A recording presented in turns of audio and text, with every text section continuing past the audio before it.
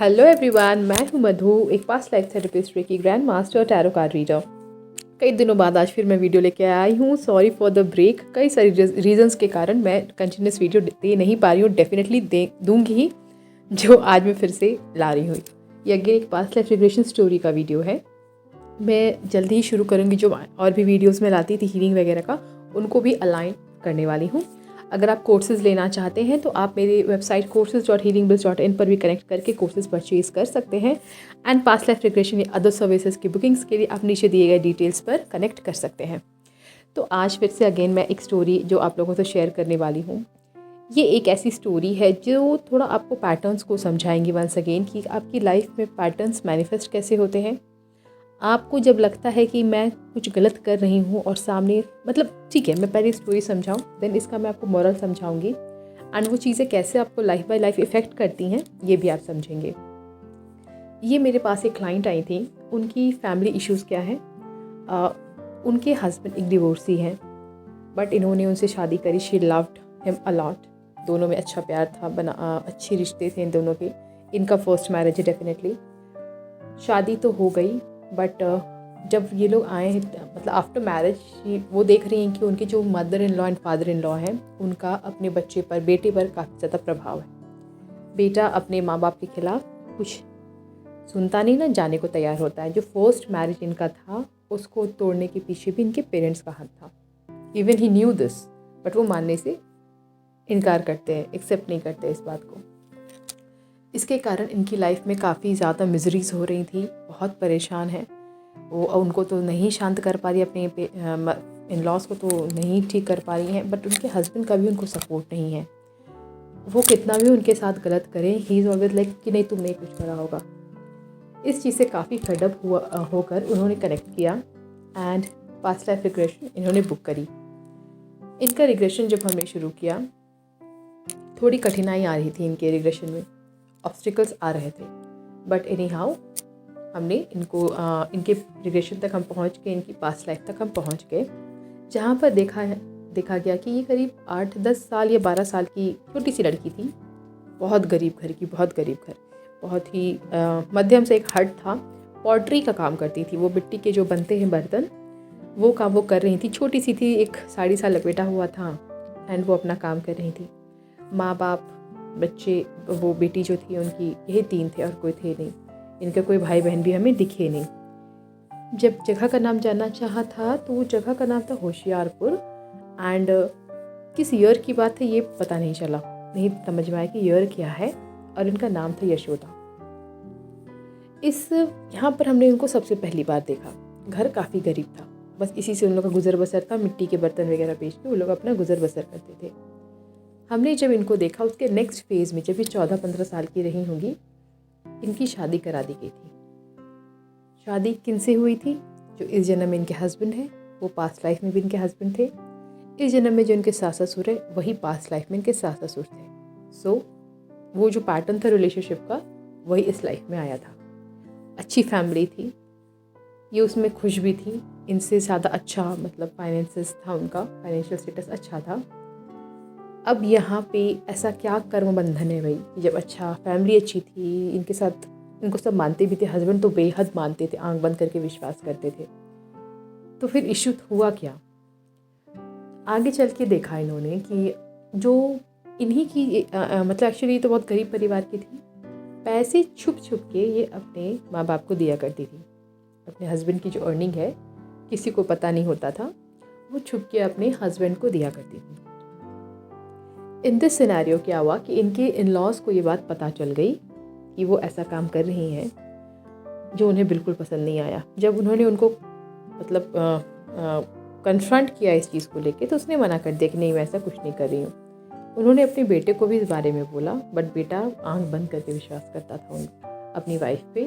वो नहीं माना इस बात को। ये चीज़ें बार बार रिपीट होती गई, ये रुकने का नाम नहीं ले रही थी और बेटे तक बात नहीं पहुँच रही थी। माँ बाप बार बार रोकते थे, बेटे को बोलते थे, जिससे झगड़ा होना इन लोगों में शुरू हो गया। बेटा अपने ही पेरेंट्स के खिलाफ हो गया। नतीजा ये हुआ कि इन लोगों ने लास्ट में ये लोग अलग हो गए। काफ़ी अपने ही एंड से जो मेरी क्लाइंट थी अभी, यानी उस लाइफ में अगर हम उनके नाम से ही चले, यशोदा, काफ़ी ज़्यादा अपने हस्बैंड को उन्होंने इन चीज़ों के लिए भड़काया, एक तरह से कह सकते हैं आप, एंड अलग हो गई वो। ये सिलसिला चलते रहा। काफ़ी साल बाद बच्चे भी उनके बड़े हो गए थे, शायद 2 बच्चे थे, बड़े हो गए थे, समझदार हो गए थे। ये सिलसिला चलता ही जा रहा था, पैसों का देना वगैरह, हस्बैंड को कुछ पता नहीं। बट एक टाइम ऐसा आया जब इनके हस्बैंड ने ही इन्हें पकड़ लिया कि ये ऐसा कर रही हैं बिना उनकी जानकारी के।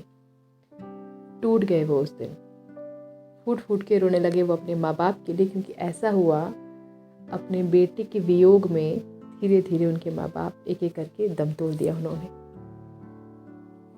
ये बात इनको अंदर तक इतना ज़्यादा तोड़ दिया इस चीज़ ने उनको कि इनके पेरेंट्स ने इनको बार बार यही बात बताई रिपीटेडली, बट इन्होंने अपने पेरेंट्स की नहीं मानी उस फीमेल की, उस वाइफ की, जिस पर ये ट्रस्ट इतना ज़्यादा करते थे कि अपने माँ बाप को भी छोड़ दिया था उन्होंने। एक वो ले लिया उन्होंने, एक प्रॉमिस कर दिया खुद से कि मैं इस जन्म में तो मैं नहीं बन सकता एक अच्छा बेटा, लेकिन माँ पापा अब मैं आप लोगों को इसके आगे जन्म में अगर आप ही लोग मुझे मिले ना, मैं कभी आप लोगों की अवज्ञा नहीं करूँगा, जो आप कहेंगे मेरे लिए वही सत्य है। ये वो इन्होंने कर लिया, एक प्रॉमिस अपनी सोल से कर लिया। एंड यहाँ पर वो अपनी वाइफ से इमोशनली कट गए। वहीं इसी वक्त से वो अपनी वाइफ से धीरे धीरे मन ही मन अलग हो गए। परिवार है तो निभा रहे थे, ऐसे ही सिचुएशंस में कड़वाहट के साथ डेथ हुई। हमारे जो नेक्स्ट लाइफ होता है, हमारे मरने के समय जो इमोशंस हैं, आपकी जो पैटर्न्स हैं, आपने जो भी उस टाइम अपने दिलो दिमाग में बैठा रखा है, वो चीज़ नेक्स्ट लाइफ में आनी ही आनी है। अगर आप एक लाइफ में आपके साथ कोई घटना हुई, वो घटना आपके दिमाग से नहीं निकली, उसका सदमा, उसका ट्रॉमा आपके सबकॉन्शियस में रह गया, वो फिर नेक्स्ट लाइफ में होना ही होना है। और नेक्स्ट लाइफ में क्या होता है, हमें पता ही नहीं होता है ये पैटर्न है, तो उसे हम रिलीज़ करने की कोशिश नहीं करते। पता ही नहीं होता लोगों को रिग्रेशन ही क्या है। ये तो अब ज़्यादा यूट्यूब वगैरह के कारण लोग जानते हैं कि रिग्रेशन क्या है, इसका क्या बेनिफिट हो सकता है। ये पैटर्न जब ये लोग इस लाइफ में लेकर आए, तो अब देखो, वाइफ वही, हस्बैंड वही, इन लॉज वही हैं। अब प्रॉब्लम कहाँ आ गई, हस्बैंड अपनी वाइफ की एक नहीं सुनता, फर्स्ट वाइफ की भी एक नहीं सुनता था। फर्स्ट वाइफ से भी कोई कामिक बंधन रहा होगा तो वो फर्स्ट वाइफ हुई है, पास्ट लाइफ में इनके सेशन में नहीं दिखी है कहीं, एंड उससे रिलेटेड रिलेशन था भी नहीं, तो हमने उनको ढूंढा भी नहीं। फर्स्ट वाली जो वाइफ थी, उनसे भी उनका रिश्ता टूटा इनके माँ बाप के चलते टूटा। अब आप कहोगे कि माँ बाप ऐसा क्यों कर रहे हैं, क्यों अपने बेटे का रिश्ता तोड़ रहे, दूसरे वाले में भी वो यही चाह रहे हैं कि बीवी को छोड़ दे। द रीज़न बिहाइंड, उन माँ बाप के अंदर बेटे को खोने का डर इतना प्रबल है कि वो इस लाइफ में कम्प्लीटली नेगेटिवली इस चीज़ को ट्रीट कर रहे हैं कि बेटा दूर नहीं होना चाहिए, क्योंकि वो पास्ट लाइफ में अपनी बहू के कारण अपने बेटे को खो चुके थे। तो इस लाइफ में भी उनको बहू से ही प्रॉब्लम हो रही है कि इसके कारण ही हम लोग को छोड़ देगा, बेटा इकलौता है। ये डर उन्हें कभी अपना, एक तरह से देखो तो बेटे का भी सगा नहीं होने दे रहा, बिकॉज आप अपने बेटे का घर बिगाड़ रही हो। Even parents have to understand कि एक टाइम पे हम लोग सांस छोड़ देंगे, हम लोग दुनिया से चले जाएंगे, तो ये जो कपल हैं, बेटा है तो उसकी वाइफ, बेटी है तो उसका हस्बैंड ही, मरते दम तक ये लोग आगे पीछे साथ रहेंगे। हम लोग तो सब मगन में जाते हैं यार, हस्बैंड वाइफ ही आपस में रह जाते हैं, उसमें भी कोई आगे पीछे चला ही जाता है, फिर कोई अकेले रहता है।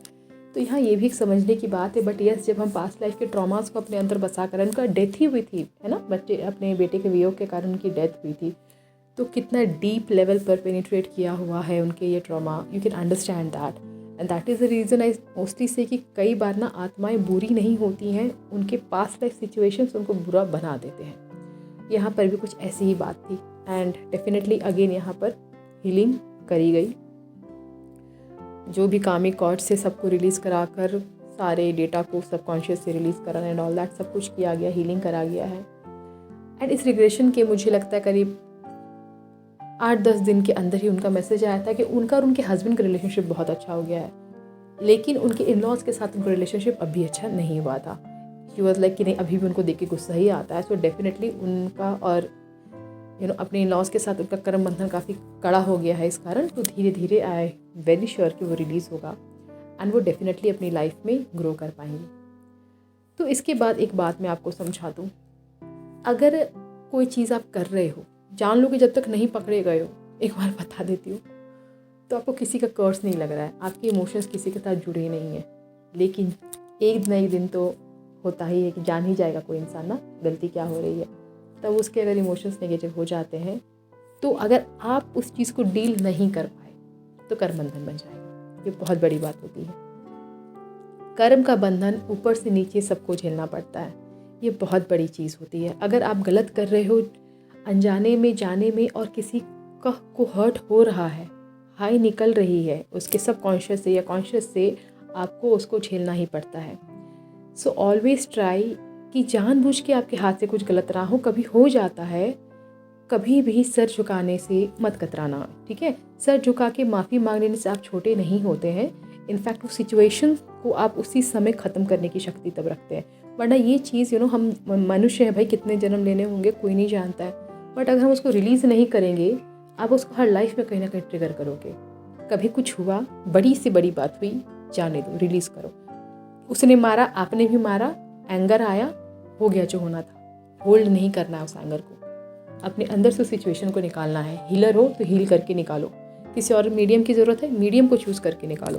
किसी भी सिचुएशन को नहीं अपने अंदर बसाना है।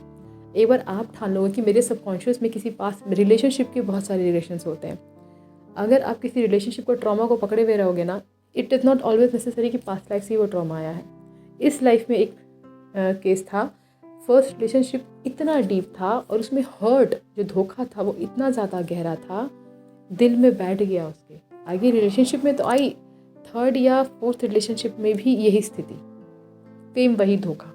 पास्ट लाइफ में गए तो वहाँ तो कुछ था ही नहीं, ठीक था, फाइन था, बट ये ज़रूर मिला कि पास्ट लाइफ में उन्होंने कुछ दूसरे लोगों को धोखा दिया था, जिनका उनको कहीं ना कहीं कर्स मिला था कि तुमको धोखा बहुत मिलेगा। उस लाइफ में भी उनको धोखा मिलता था, वहाँ से उस कर्स को लेकर वो इस लाइफ में आ गई हैं। तो ये धोखा इनकी लाइफ में, इनके रिलेशनशिप में हो गया, क्योंकि इन्होंने खुद भी मैनिफेस्ट कर लिया। फर्स्ट लव जो इनका था वो इतना डीप था कि वो उस धोखे को उतना ज़्यादा नहीं सह पाई थी। तो ये हर लाइफ में, मतलब आगे की रिलेशनशिप जब इन्होंने चाहा आगे बढ़ना, हर बार ये रिपीट होने लगा। तो उसको, रिलेशनशिप वाले इशू को इस लाइफ में रिलीज़ करना पड़ा, और वो कर्ज जो था उस लाइफ में हमें हटाना पड़ा।